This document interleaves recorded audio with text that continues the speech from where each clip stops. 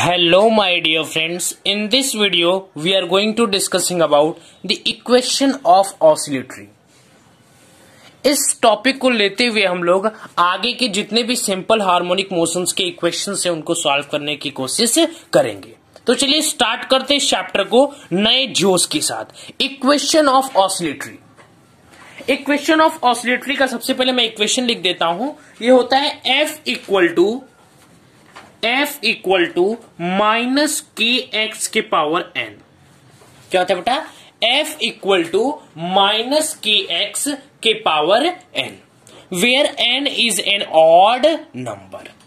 लिख लीजिए यहां पे, where n is an odd number. ठीक है, ऑड नंबर में हो सकता है 1, ठीक है, 3, 5, 7 ... ठीक। इसके आगे तो आप लोग खुद समझदार है, लिख लेंगे। चलिए, ये जो x होता है ना बेटा, ये हमेशा मेजर्ड होता है मीन पोजीशन से। कहां से होता है बेटा? ये जो x है, x is the distance which always measured from the mean position. Measured from mean position. Mean position, ये जो x डिस्टेंस है ये हमेशा मीन पोजीशन से मेजर करते हैं। ठीक है बेटा, अब देखिए, हम पहले आपके कॉन्सेप्ट को क्लियर कर दें कि मीन पोजीशन होता क्या है। जैसे मान लीजिए यहां पे कोई एक ऑब्जेक्ट रखा हुआ है। Let suppose that is the object. ठीक, तो जो ऑब्जेक्ट यहां पे पहले से प्रेजेंट है उस पर्टिकुलर पोजीशन को हम लोग बोल देते हैं ये इसका मीन पोजीशन है। क्या है बेटा? ये इसका मीन पोजीशन है। ठीक, अब देखिए, मान लेते हैं कि इस बॉडी को हम मान लेते हैं ये बॉडी का क्या है? मीन पोजीशन है। मैंने इस बॉडी को एक फोर्स लगा करके मान लेते हैं यहां पे शिफ्ट कर दिया। मैंने अभी इसके पहले एक वीडियो अपलोड किया है, वो वीडियो का नाम जो है वो है, टाइटल उसका है concept of simple harmonic motion. उसमें मैंने बताया है कि मान लीजिए इस बॉडी को मैं फोर्स लगाता हूं तो ये जो इसका पर्टिकुलर पोजीशन है जो पहले से था ये मीन पोजीशन हो गया, लेकिन ये जो पोजीशन चेंज करके यहां पे आएगा ये इसका एक्सट्रीम पोजीशन हो गया। क्या हो गया बेटा? Extreme position. Extreme position. ठीक है, तो ये जो मैंने इसके पहले डिस्कस किया था कि जो सिंपल पेंडुलम जो होता है वो ऑसिलेट करता है। क्या करता है? ऑसिलेट। ठीक, तो वो ऑसिलेट करते हुए यहां पे पहुंच गया, तो ये इसका एक्सट्रीम पोजीशन हो गया। अब पेंडुलम अगर ऑसिलेट कर रहा है तो ये यहां से फिर इस पोजीशन पे आकर के फिर से इधर आएगा। मान लेते ये भी यहां पे भी आ गया। ठीक, तो ये भी इसका क्या हो गया? एक्सट्रीम पोजीशन हो गया। ठीक, इसका क्या हो गया बेटा? एक्सट्रीम पोजीशन हो गया।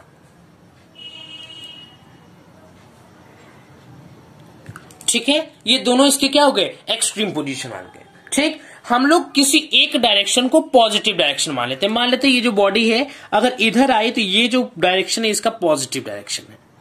ठीक, तो ये बॉडी इधर जाने पॉजिटिव है तो फिर इसके रिवर्स में आएगी तो क्या हो जाएगा? निगेटिव हो जाएगा।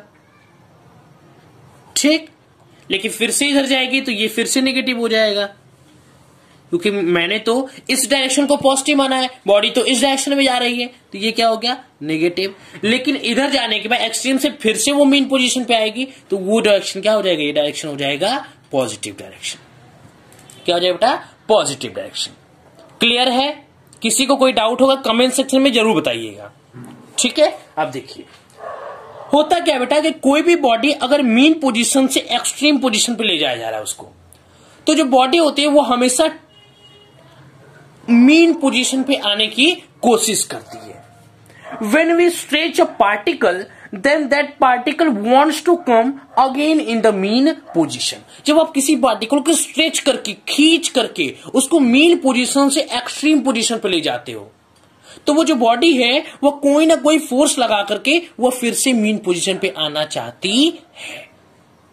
जैसे स्प्रिंग ले लीजिए, स्प्रिंग को आप खींचते हो और खींच कर जब छोड़ते हो तो फिर से वो अपने मीन पोजीशन पे आ जाती है। ठीक, आप एक और एग्जांपल रबड़ का एग्जांपल ले लीजिए। रबड़ को आप खींचते हो ऐसे फोर्स लगा करके और जब छोड़ते हो तो फिर से वो अपने मीन पोजीशन पे आ जाती है। क्लियर है कॉन्सेप्ट? आप देखिए, तो वैसे ही यहां पे होता क्या है कि यहां पे जो बॉडी अगर यहां से फिर से मीन पोजीशन पे आ रही है तो इसके पीछे अपोजिट डायरेक्शन में कोई ना कोई फोर्स लग रही होगी, तभी तो फिर से ये आ जा रही है मीन पोजीशन पे। तो देखिए होता क्या है यहां पे कि देखिए बेटा, यहां पे जो मेन पोजीशन पे, ये मेन पोजीशन पे एक्स की वैल्यू तो 0 होगी क्योंकि बॉडी रेस्ट पे अभी अपने ही पोजीशन पे है, कहीं ट्रेवल ही नहीं किया, तो एक्स की वैल्यू क्या हो जाएगी? 0 हो जाएगी। और यहां पे फोर्स भी कोई नहीं लगेगा, ये एफ की वैल्यू भी क्या हो जाएगी? 0। मतलब मेन पोजीशन पे जो बॉडी है वो क्या है? स्टेबल है। बॉडी जो है वो स्टेबल है एट द मेन पोजीशन। ठीक बेटा, अब देखिए, all oscillatory motions are periodic. जितने भी ऑसिलेटरी मोशन होते हैं वो पीरियोडिक मोशंस होते हैं, accept in which energy is lost. जितने भी ऑसिलेटरी मोशन है वो पीरियोडिक मोशन तब होंगे जब जब जब उस पर्टिकुलर बॉडी का एनर्जी लॉस नहीं हो। मतलब वो बॉडी का जो वेलोसिटी होगी वो चेंज नहीं हो, वेलोसिटी वेरी स्लोली हो। अगर किसी बॉडी को एकदम स्टेप बाय स्टेप, एकदम स्लोली स्टेप से हम लोग फॉलो कर रहे हैं तो वहां पे वेलोसिटी जो होगी चेंज नहीं होगी, और वेलोसिटी चेंज नहीं होगी तो एनर्जी भी चेंज नहीं होगी, क्योंकि काइनेटिक एनर्जी का फॉर्मूला क्या होता है? Half mv²। अरे v चेंज ही नहीं होगा, v की वैल्यू एकदम 0 के अप्रॉक्स होगी, तो वहां पे जो एनर्जी होगी वो 0 होगा। ठीक है, एनर्जी 0 होगा कि नहीं होगा? तो अगर कोई भी यहां पे एनर्जी का लॉस नहीं होता है तो जो जितने भी पीरियोडिक मोशन है वो ऑसिलेटरी मोशन की जैसे बिहेव करते हैं। ठीक है बेटा, अब देखिए, तो यहां पे हम लोग लिख लेते हैं कि all oscillatory motions periodic accept in which energy is lost. All the oscillatory motion, all the oscillatory motion are periodic, all the oscillatory motion are periodic motion except, case क्या है? एक्सेप्ट, कंडीशन क्या दिया हुआ है? Except in which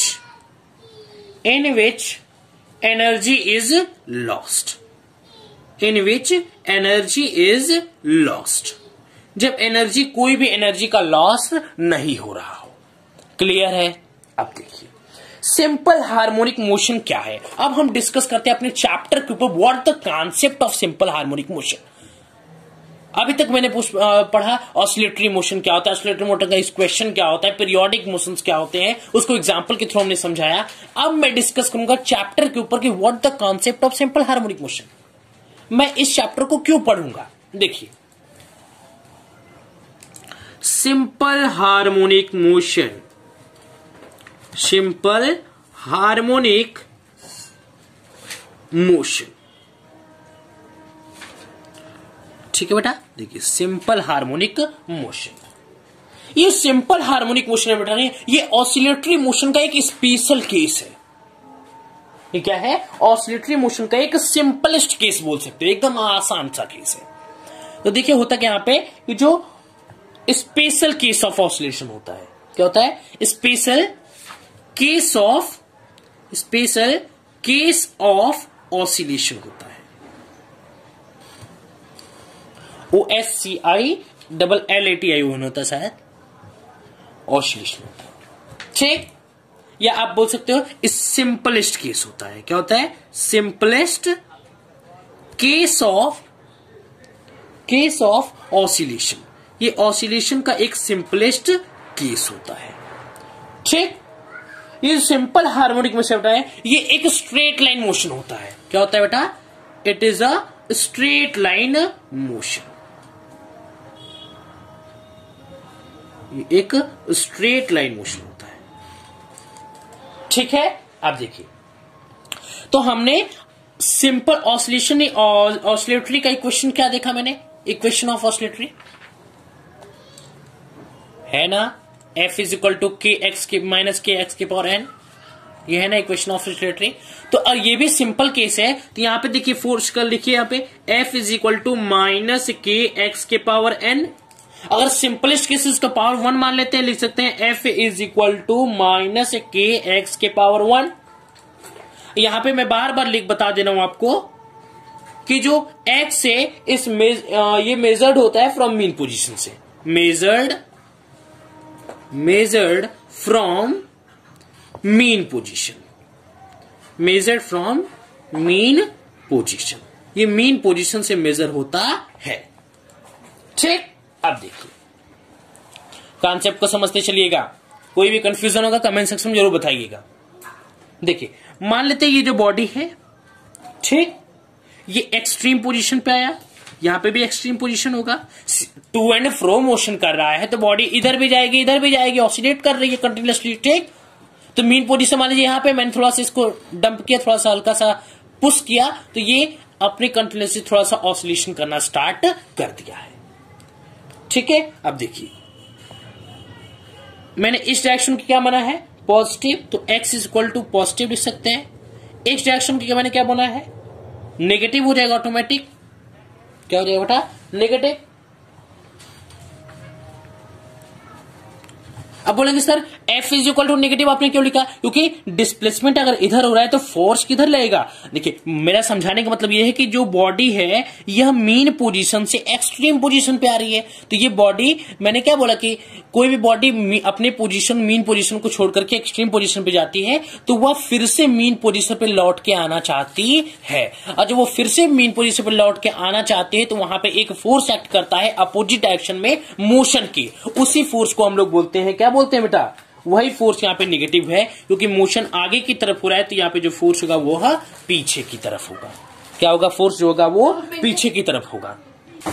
वैसे यहाँ पे देख लीजिए, इधर इस वाले पोजीशन पे हम लोग देख लेते हैं, यहाँ पे जो एक्स का डायरेक्शन होगा ये नेगेटिव हो जाएगा, एक्स डायरेक्शन क्या हो जाएगा, नेगेटिव, तो यहाँ पे फोर्स क्या होगा, पॉजिटिव होगा। फोर्स मैंने डायरेक्शन क्या बनाया, इस डायरेक्शन को मैंने बना है पॉजिटिव। जो बॉडी इधर जा रही है, इधर इस डायरेक्शन में, जब बॉडी इधर इस डायरेक्शन में जा रही है तो मैंने इसको पॉजिटिव डायरेक्शन बनाया। तो यहाँ पे बॉडी जब इधर जा रही है तो मान लीजिए बॉडी मीन पोजीशन से एक्सट्रीम पोजीशन पहुंची, तो बॉडी तो अब एक्सट्रीम से मीन पे आना चाहेगी, तो फोर्स का पीछे की तरफ लगेगा तभी तो मीन पोजीशन पे आएगी। ठीक है, बॉडी पीछे की तरफ फोर्स रहेगा तभी तो मीन पोजीशन पे आएगी। अब मान लीजिए बॉडी फिर से यहाँ पे एक्सट्रीम पोजीशन पे आ गई, ठीक, तो यहाँ पे इसको लाने के लिए यहाँ पे इस डायरेक्शन में एक फोर्स रहेगा जिसको बोलते हैं हम लोग पॉजिटिव फोर्स। ठीक है, क्या बोलते हैं हम लोग, पॉजिटिव फोर्स। क्लियर है कॉन्सेप्ट, एकदम क्लियर रखिएगा। हाँ, यहाँ पे लिख लीजिए कि मीन पोजीशंस पे क्या क्या कैरेक्टर होते हैं। मीन पोजीशन पे x की वैल्यू 0 होती है, f की वैल्यू 0 होती है, यहाँ पे स्टेबल इक्विलिब्रियम होता है। क्या होता है, स्टेबल इक्विलिब्रियम। किसी को कोई यहां तक डाउट, एक बार इस कॉन्सेप्ट को फिर से अच्छे से समझ लीजिए। बॉडी यहां पे मीन पोजीशन पे है, बॉडी इस डायरेक्शन में यहां पे एक्सट्रीम पोजीशन पे गई, ठीक, ऑसिलेट करके फिर इधर भी आई, यहां पे भी एक्सट्रीम पोजीशन पे, ठीक। तो यहां पे जो बॉडी है वो एक्सट्रीम पोजीशन पे जाती है तो फिर से वो मीन पोजीशन पे आना चाहती है। अगर बॉडी एक्सट्रीम से मीन पे आना चाहेगी तो उसके अपोजिट डायरेक्शन में फोर्स लगाना पड़ेगा, क्योंकि बॉडी का मोशन इस डायरेक्शन में है और इसी डायरेक्शन को मैंने पॉजिटिव डायरेक्शन माना है। तो बॉडी जब एक्सट्रीम से मीन पे आएगी तो जो फोर्स एक्ट करेगा वह हमेशा मोशन के अपोजिट डायरेक्शन में होगा, तभी तो बॉडी लौट के आएगी। तो वही कॉन्सेप्ट दिया गया कि इस डायरेक्शन में आपने पॉजिटिव माना है तो फोर्स जो होगा नेगेटिव होगा। अब इस डायरेक्शन में जो बॉडी इधर जाएगी तो ये इसके अपोजिट डायरेक्शन होगा, तो ये एक्स की वैल्यू नेगेटिव हो गई, फोर्स इधर लगेगा एक्सट्रीम के मीन की जगह, तो यहाँ पे एफ की वैल्यू क्या हो गई, पॉजिटिव हो गई। किसी को यहां तक कोई कंफ्यूजन होगा तो जरूर बताइएगा। एक और छोटा सा कॉन्सेप्ट देखिए, मान लेते हैं कि यहां पे कोई बॉडी है, ये बॉडी मान लेते हैं, ठीक, और ये बॉडी का मीन पोजीशन मान लेते हैं। क्या मान लेते हैं बेटा, इस बॉडी का मीन पोजीशन, ठीक। अब मान लेते हैं ये बॉडी एक्सट्रीम पोजीशन पे पहुंच गई है। मान लीजिए let us suppose that the body is goes on extreme position. कहां चली गई, एक्सट्रीम पोजीशन पे। अब यहां पे भी मान लेते इधर इस डायरेक्शन में भी आएगी, मान लेते यहां पे भी एक्सट्रीम पोजीशन पे आ गई। कहां गई बेटा, एक्सट्रीम पोजीशन पे, ठीक है। देखो मीन पोजीशन पे जो वेलोसिटी की वैल्यू होती है वो मैक्सिमम होती है और एक्सेलरेशन जो होता है 0 होता है। ए की वैल्यू 0 होती है, वी की वैल्यू मैक्स होती है। क्यों? क्योंकि डेफिनेटली है कि बॉडी अगर मीन पोजीशन की तरफ आएगी तो वहां पे वेलोसिटी ज्यादा वेलोसिटी से खींचेगा ताकि अपनी बॉडी मीन पोजीशन पे आ सके, तो वहां पे वेलोसिटी की वैल्यू क्या होती है? मैक्सिमम होती है। तो कॉन्सेप्ट को समझने की यहां कोशिश करिएगा। देखिए बेटा, मान लेते हैं कि यहां पे जो बॉडी है वह, देखिए बेटा यहां पे हो क्या रहा है, देखिए यहां पे क्या होगा। मान लेते हैं इधर का डायरेक्शन क्या है, मान लेते हैं यहाँ पे x is equal to positive direction, क्या है? x is equal to positive direction मान लेते हैं, पॉजिटिव एक्सिस। और इससे मान लेते हैं x is equal to negative axis. होता भी है, होता है या नहीं होता है? इधर पॉजिटिव इधर नेगेटिव, ये यहाँ पे ऐसे कोई लाइन, ये मान लीजिए y एक्सिस जैसा है, यहाँ पे कट करेगा तो यहाँ पे ओरिजिन हो जाएगा।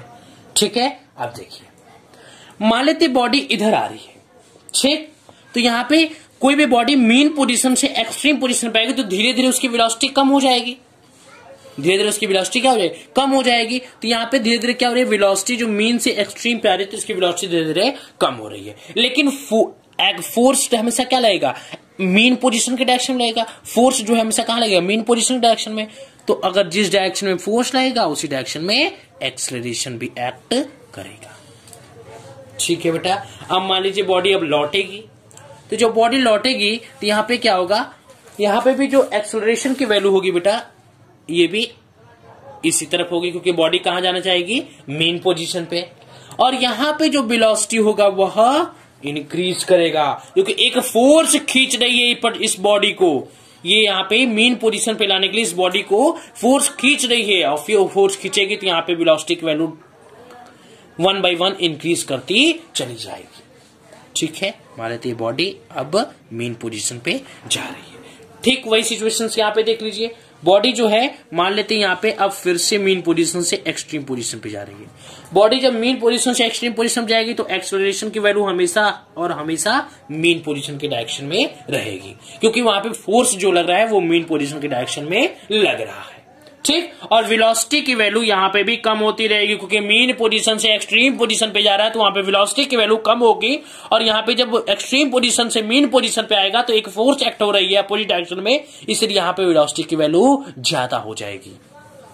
ठीक, वही सिचुएशन यहाँ पे देख लीजिए, जब यहाँ पे इस डायरेक्शन में जाएगा तो यहाँ पे वेलोसिटी की वैल्यू ज्यादा होगी और एक्सेलरेशन की वैल्यू फिर से यही हो जाएगी। समझ में आया? वेलोसिटी की वैल्यू क्यों बढ़ी? क्योंकि यहाँ पे एक फोर्स है जो कि इसका अपोजिट डायरेक्शन में खींच रहा है, और फोर्स खींच रहा है तो यहाँ पे वेलोसिटी की वैल्यू धीरे धीरे इंक्रीज कर रही है, क्योंकि बॉडी कहां जा रही है? मेन पोजीशन पे। कॉन्सेप्ट क्लियर है? एक चीज देख लीजिए, एक्सट्रीम पोजीशन पे वी की वैल्यू जो होती है 0 होती है और ए की वैल्यू क्या होती है? मैक्सिमम हो जाती है। ए की वैल्यू क्या होती है? मैक्सिमम। और यहाँ पे भी एक्सट्रीम पोजीशन पे वही सेम केस होता है, वी की वैल्यू 0 हो जाएगी और ए की वैल्यू मैक्स हो जाएगी, मैक्सिमम। ठीक है बेटा, अब देखिए यहाँ पे मान लीजिए x इक्वल टू पॉजिटिव है था और यहाँ मान लीजिए x इक्वल टू नेगेटिव है था, नेगेटिव a मान लीजिए। ठीक है, अब देखिए हमने फॉर्मूला क्या पढ़ा, जनरल इक्वेशन क्या पढ़ा कि f is equal to minus k x, के पावर 1 था हार्मोनिक मोशन में, लेकिन 1 को तो हम इंक्लूड करते नहीं, किसी के पावर 1 है तो मतलब वही नंबर है। ठीक, we know that f is equal to ma,